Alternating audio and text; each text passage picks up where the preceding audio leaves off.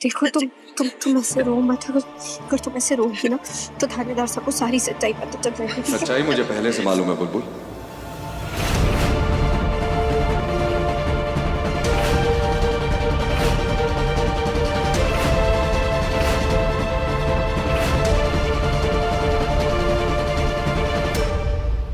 वर्णिका ने मुझे पहले से ही सब कुछ बता दिया है।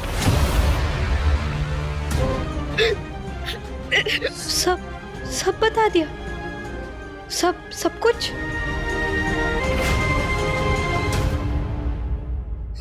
चाची कैसे सब नहीं बताती? कब तक मेरी हर गलती को आपके सर पर लेने देती हो? मेरे घर से बाहर जाने पर, चीटिंग करने पर, आगे वाले खंड में हर बार आपने मेरी गलती को अपने सर पे लिया।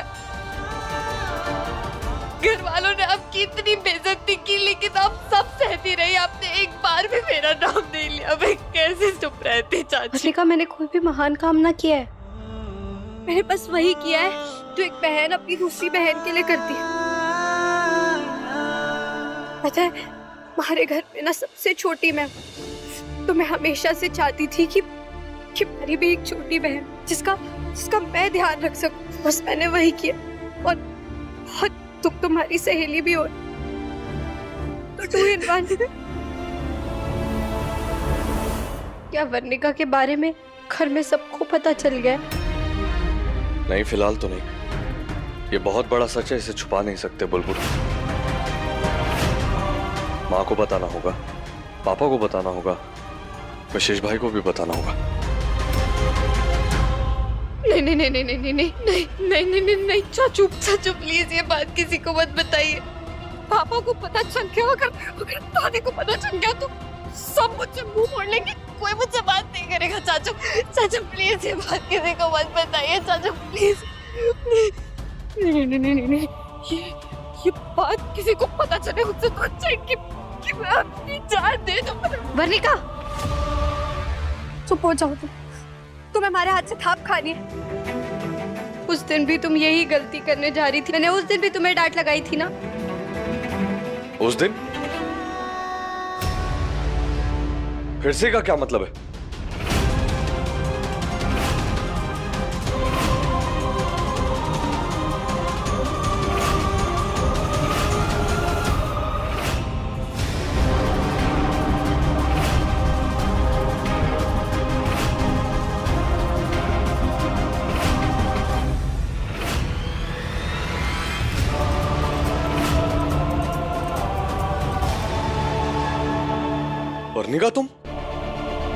वर्णिका तुम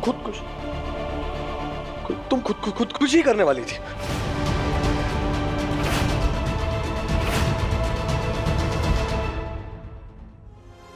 तुम ऐसा करने का सोच भी कैसे सकती हो वर्णिका? माँ को क्या जवाब देता? पापा को क्या बोलते? विशेष भाई को क्या बोलते कि वर्णिका? तुम सिर्फ अपने बारे में सोचती नहीं, तुमने एक भी बार पूरे परिवार के बारे में नहीं। तुम जानती थी बुलबुल इन सब चीजों के बारे में? थानेदार साहब, आप जो कह रहे हैं ना सब सही कह रहे हैं। जान देने के बारे में सोचना भी एक बहुत बड़ा पाप है। मैंने वर्णिका को बहुत डांटा, लेकिन अब खुद सोचिए ना कि क्यों उसने इतना बड़ा कदम उठाने का फैसला किया। जब रिया के साथ ये सब कुछ हो रहा था, तब आपने भी यही पूछा था ना, क्यों वर्णिका इतना डर गई कि उसे अपने परिवार से मदद मांगने की जगह सब कुछ खत्म करना आसान लगा?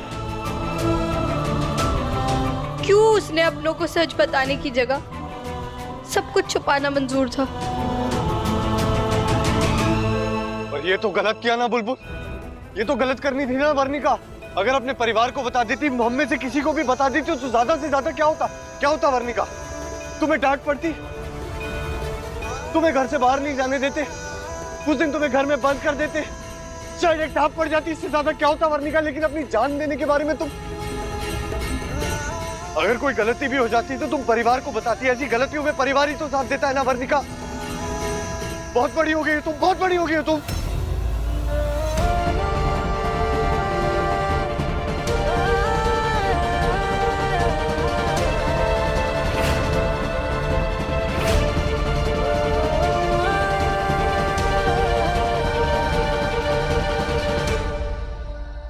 थानेदार साहब, अगर ऐसी बात होती ना तो वानी जीजी ने 9 साल पहले जो गलती की थी ना, उसकी सजा उन्हें आज तक ना मिल रही होती।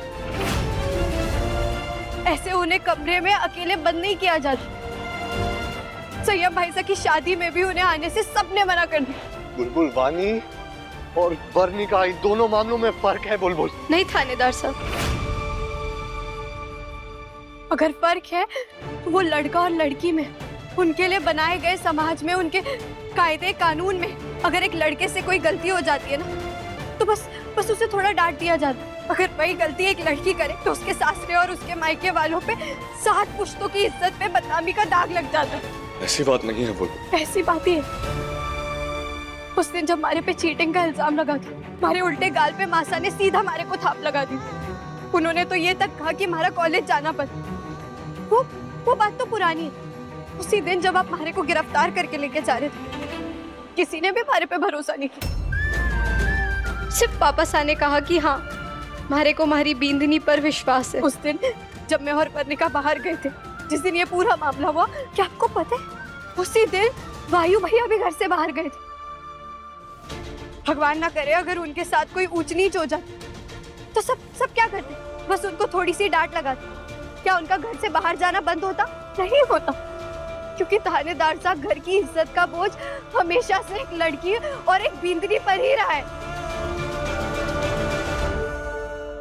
थानेदार साहब ने जो किया वो गलत किया, मैं मानती हूँ, लेकिन हमारे पास और कोई चारा भी नहीं था, कोई रास्ता ना था हमारे। हम पूरी तरीके से फंस गए थे। उस अविनाश ने वर्णिका को बहुत धमकाया था, और सिर्फ वर्णिका ही नहीं, न जाने और कितनी लड़कियों की गंदी गंदी तस्वीरें उसके पास थी। जो भी हुआ ना, बस उन तस्वीरों को लेने के चक्कर में हुआ। और मैं अपने घर के नाम को ऐसे समाज में कैसे उछलने देती? आपको क्या लगता है अगर वो तस्वीरें बाहर आ जाती तो क्या कोई भी वर्णिका को अपने घर की बींदनी बनाने के लिए तैयार होता? नहीं होता। थानेदार साहब, हम जिस समाज में रहते हैं ना, वहाँ एक जान से ज्यादा एक लड़की की इज्जत को आंकी जाती है।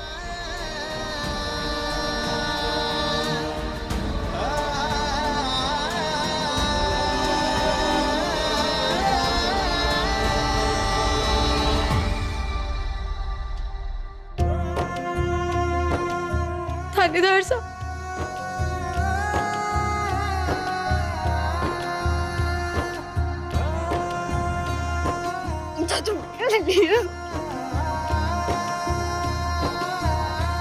इतना कुछ हो गया बुलबुल, वर्णिका, तुम दोनों इतना कुछ झेलते रहे, इतनी तकलीफें बर्दाश्त करते रहे, इतनी कोफ्त, इतनी मुश्किलें, और तुम दोनों को समझ भी नहीं। आज मैं हार गया बुलबुल, एक पुलिस वाले के साथ साथ एक पति के रूप में हारा, और एक चाचू के रूप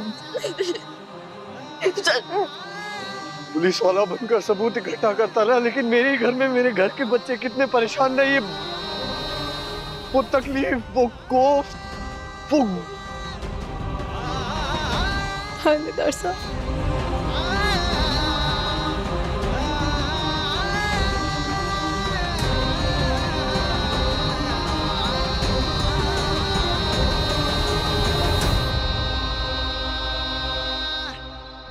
नाराज तो मैं हूँ आपके साथ भाभी साहब। मैंने खास आपको कहा था कि शादी वाले दिन बुलबुल का यहाँ होना बहुत जरूरी है।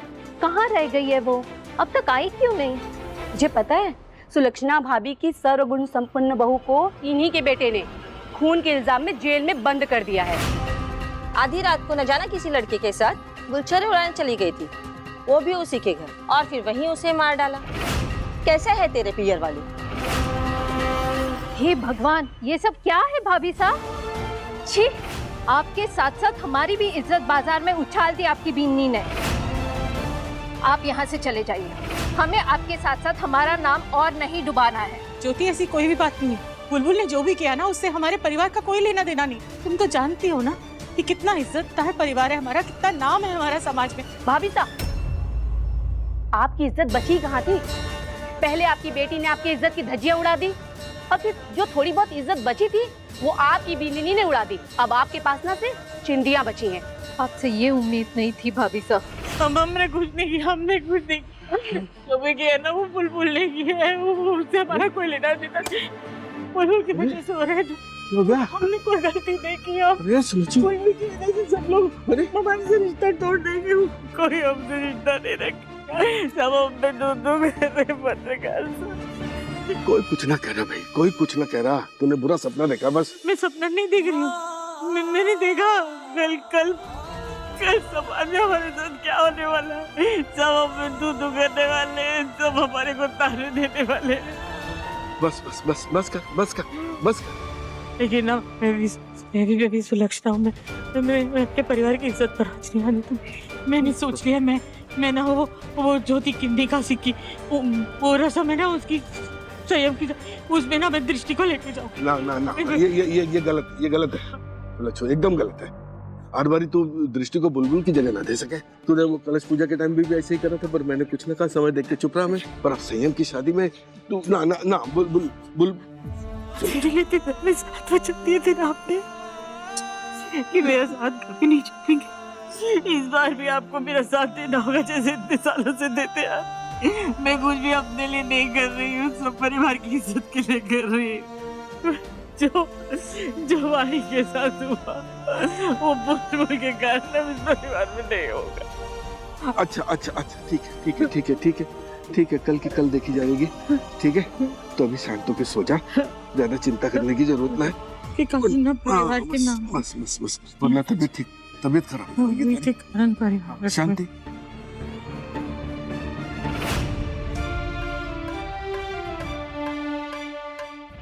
क्या बात है, इतनी देर रात तक पढ़ाई हो रही है? बस अब एक ही चैप्टर बाकी है तो वो खत्म करके सो जाऊंगी। गुड, नींद आ रही? चाचू वैसे आप आए हो तो देखो ना, मुझे ये वाला कुछ समझ में नहीं आ रहा है, पता नहीं सॉल्व ही नहीं हो रहा है। जब मैं हूं तुम्हारे पास तो तुम्हारे पास हर प्रॉब्लम का सलूशन है, डोंट वरी। चाचू आराम से, चाचू आराम से।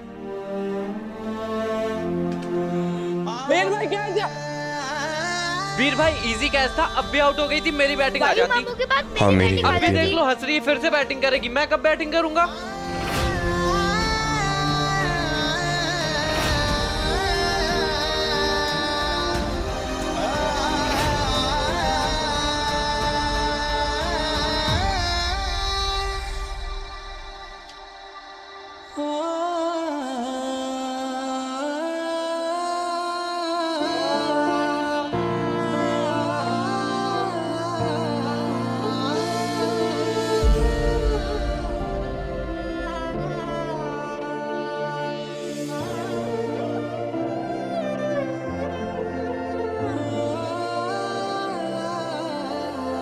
थानेदार साहब, आपको पता है ना कि आप दुनिया के बेस्ट बेटे, बेस्ट भाई और बेस्ट चाचू और सबसे अच्छे पति हैं।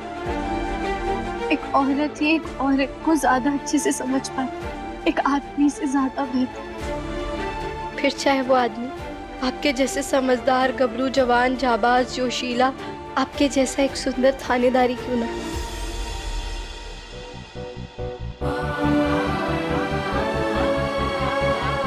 तुमने इतना कुछ कहा, तुमने घर वालों ने डांटा, मैंने क्या कुछ नहीं कहा, तुम्हें जेल में रहना पड़ा और तुम सिर्फ मेरी वर्णिका को बचाने की कोशिश कर रही थी। मेरी वर्णिका? ये क्या कह रहे हैं आप? वर्णिका क्या सिर्फ आपकी रिश्तेदार है? हमारी क्या वो कुछ भी ना लगती? वर्णिका हमारा भी परिवार, और मैंने आपसे कहा है कि मैं अपने परिवार के लिए कुछ भी कर सकती हूँ, उसके लिए चाहे फिर हमारे को कुछ भी क्यों ना खोना पड़े।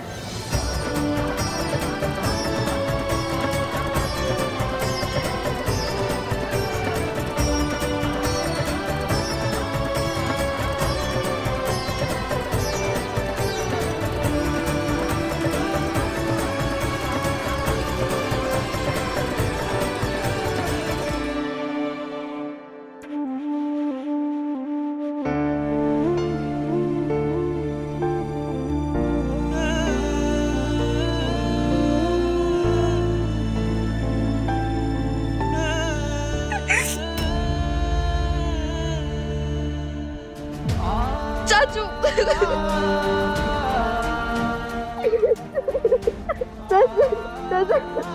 सॉरी चाचू, मैंने आपको नाराज कर दिया ना, मेरी गलती की वजह से आप हर्ट हो गए। So sorry. अरे गलती मेरी है चाचू, सब मेरी वजह से हो रहा है। अब मुझे अरेस्ट कर लो चाचू, सब मेरी वजह से हो रहा है, मुझे अरेस्ट बिल्कुल कर। थानेदार साहब तुम्हें जेल में नहीं डालेंगे। मैं अपना बयान नहीं बदलने वाली। सबूत के हिसाब से खून मैंने किया तो जेल भी मैं ही जाऊंगी। बस बात खत्म, पैसा दो। हेलो हेलो, एक सेकंड। तुम दोनों में से कोई भी जेल नहीं जा रहा है। फॉरेंसिक रिपोर्ट के हिसाब से खून वर्णिका ने नहीं किया है।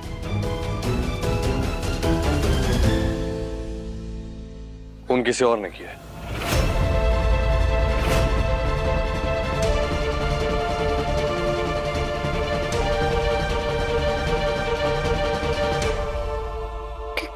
किसने किया है? वर्णिका ने जो अविनाश को धक्का मारा था, उसके माथे पे हल्की सी चोट आई थी वो बेड के कोने से, लेकिन उससे अविनाश की मौत नहीं हुई थी। अविनाश की मौत हुई उसी चोट पर बार बार किसी भारी ऑब्जेक्ट के मारने की वजह से। वर्णिका गुनहगार नहीं है, तुम भी गुनहगार नहीं हो, किसी और ने अविनाश का खून किया।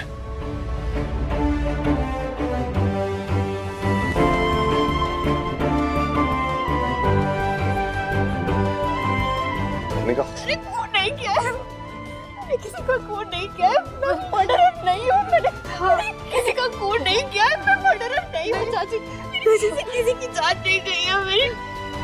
शांत हो जाओ। उठो चाचू, चाचू शांत हो जाओ।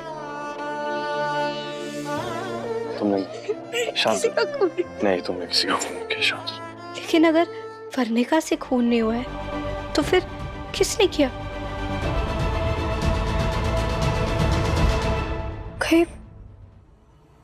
कहीं वो सरजी ने तो नहीं किया?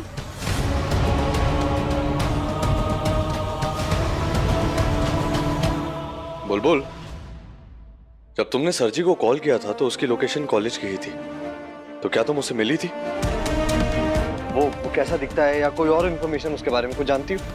नहीं, लेकिन हाँ, वो बहुत गुस्से में थे। वो मारे को धमकी भी दे रहे थे और उन्होंने मारे को और वर्णिका को जान से मारने की कोशिश भी की थी।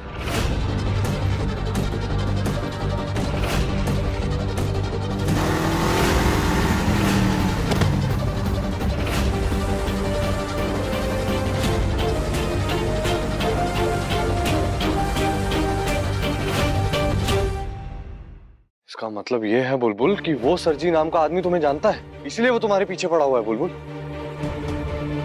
वो मेहंदी वाला फंक्शन इसमें झूमर गिरा था,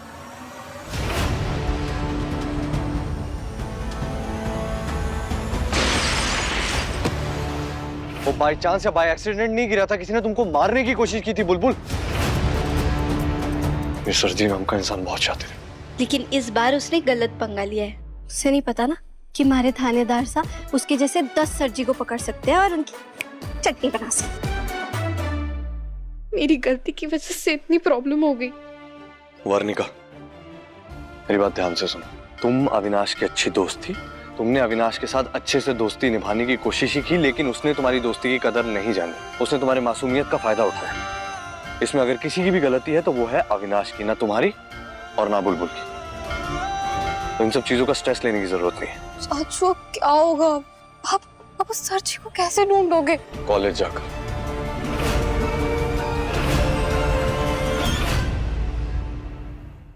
I have a gut feeling कि जो भी सरजी नाम का व्यक्ति है ना, इसका कॉलेज से कोई बहुत स्ट्रॉन्ग कनेक्शन है। ये मिलेगा तो वहीं मिलेगा, कॉलेज में। सॉरी बुलबुल, जब तक सरजी का पता नहीं चल जाता तुम्हें जेल में ही रुकना पड़ेगा, तुम्हारी सुरक्षा के लिए।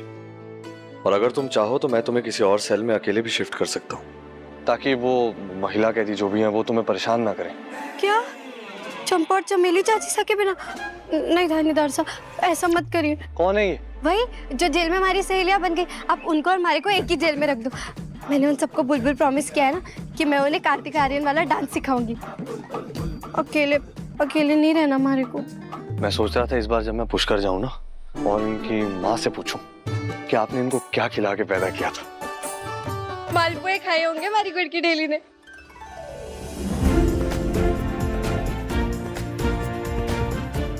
बस ऐसे हमारे पूरे परिवार की मुस्कान बनाए रखना खाटू श्याम जी। वो सब खुश तो मैं सबसे ज्यादा खुश।